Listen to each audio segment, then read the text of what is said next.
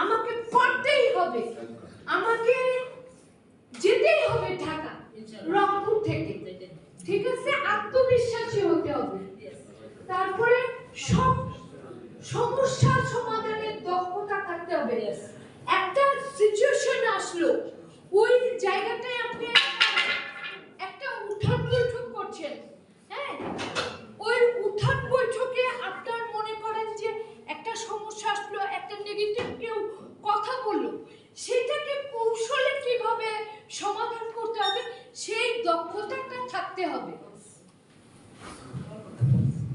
তারপরে দলবদ্ধভাবে কাজ করতে হবে।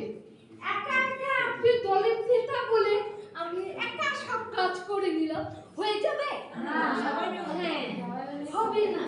তাহলে আমাদেরকে দলবদ্ধভাবে কাজ করতে হবে, নমনীয়তা হতে হবে, নরম সুরে কথা বলতে হবে।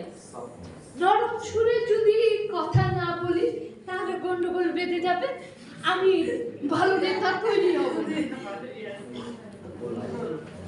তারপরে অনুপ্রেরণা। একজন যে আমি যে ওপিডি চালাচ্ছি, আমার কাছে একজন নারী আসলো, খুবই কষ্টদায়ক কথা বললো, তাকে আমাকে অনুপ্রেরণা দিতে হবে যে আমার মতো তুমিও পারবা, ঠিক আছে? বুঝতে পেরেছেন? বুঝতে পারছি।